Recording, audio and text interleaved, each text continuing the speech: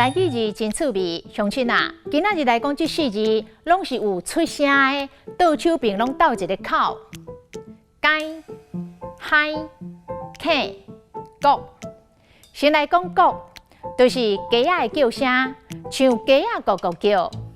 讲鸡母在生卵的时阵，会叫一种真特别的声，讲这是鸡母咧哭单，就是母鸡要下蛋了。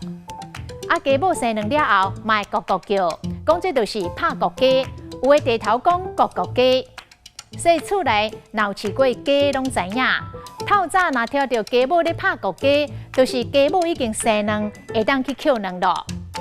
搁来讲咳，就是咳嗽。你安尼咳咳嗽，已经咳一早去咯，是安怎要去予医生看咧？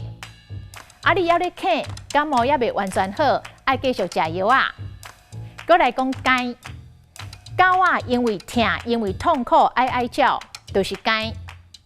狗仔囝抱落水沟仔底，干干叫。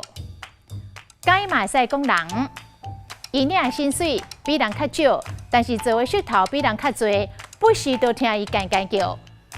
最后来讲嗨，嗨嗨叫，嗨嗨惨，就是因为痛苦而呻吟，也就是因为不满而抱怨。三八讲无细字跋倒，早暝嗨嗨惨，嗨规暝。